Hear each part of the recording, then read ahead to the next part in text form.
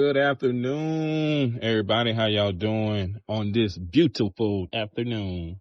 Well, I'm just here for a quick moment because I keep seeing everywhere on the internet and the YNW Melly news sector, um, all his dumb fans, they be commenting free Melly, and they also be talking about there is no evidence. Have y'all ever heard of anybody being locked up for 7 years without any evidence? How slow can someone be to believe that they have no evidence on YNW Melly? The state had to present the probable cause to the judge to get the warrant. Then once you get the warrant, they had to get the evidence to hold him there. That's why he keeps getting denied bond. That's why he had to do the witness tampering, because to sit there and think that he had no evidence is just diabolical. If there wasn't any evidence and the case was weak, why won't he use a public defender? Public defender. Public defender. So I'm gonna keep y'all posted. I'm gonna show y'all some evidence in this YNW Melly case. Okay, first, Bradley accused Jamel Melly Demons of killing Christopher Juvie Thomas Jr. and Anthony Sackchaser Williams and of staging a drive-by shooting with Henry's help.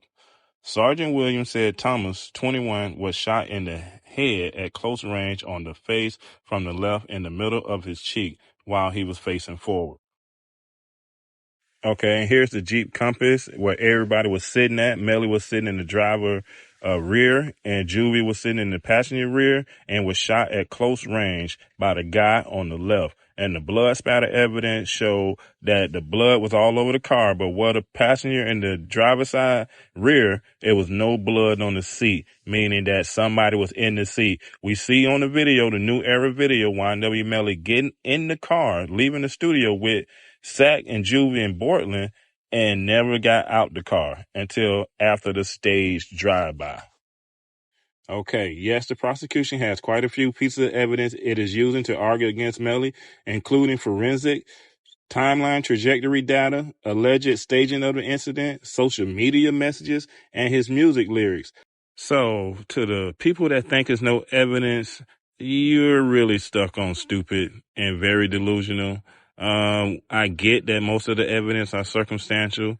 They even found the spent bullet shell casing inside the back seat where Melly was sitting at. So that goes to show you that the gun was fired inside the car, and Chris had stippling on his cheek, meaning that he was shot at close range.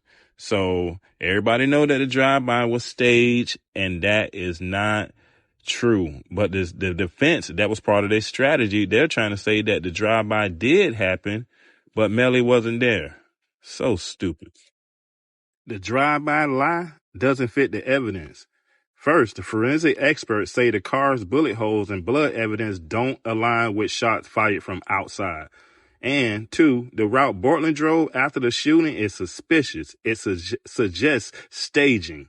Man, he took them boys to the hospital, and the doctors and the coroner, the medical examiner, they know that once he brought them to the hospital, they had been unalive for 45 minutes. He driving around in circles. If you remember the first trial, they even had that Fitbit watch. They had Melly walking around the car, shooting the car up. They had that on the Fitbit, but I don't know if that's going to be allowed in the next trial, but it was in the first one. So, and then he took him to the hospital. He didn't take the route that was the quickest route. He went a whole nother way. So if there's no evidence, why would they do this right here? Bortland's alleged attempts to influence jurors and witnesses could reflect badly on Melly, even if Melly didn't instruct it. Melly had Bortland trying to block people from going to the trial, the first trial. They even paid off a juror, allegedly, but we all know what happened. The lady ended up influencing two other people to change their verdict. Their vote from from guilty to not guilty, and Bortland got caught with all types of witness tampering paraphernalia in his house and everything. But y'all say there's no evidence. That's how you know people just be in love with Melly music and just disregard the truth.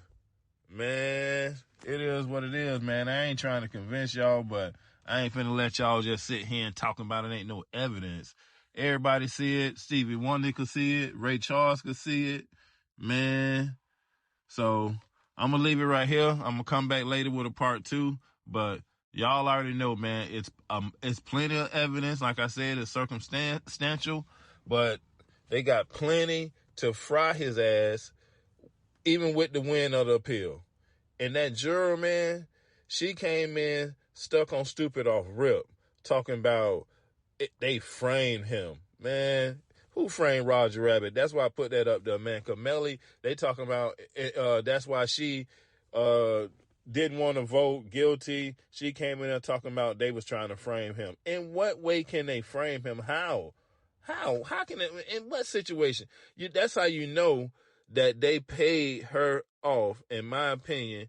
When you come out of the courtroom, you could be sitting right there with all the jurors, and Broward County ain't that big, and them jurors ain't rich. Man, they easy to reach. And that's what happened, man. If it wasn't for that, that boy would have been found guilty. And yeah, it would have been for manslaughter, but he definitely would have been found guilty. It was 11-1 because that one crooked juror, and the state case wasn't even presented at its finest. So, and it was still basically going to be a conviction if it wasn't for the witness tampering and jury tampering. But this time around, it's going down, man. But I'm going to get up with y'all, man. Y'all stay blessed.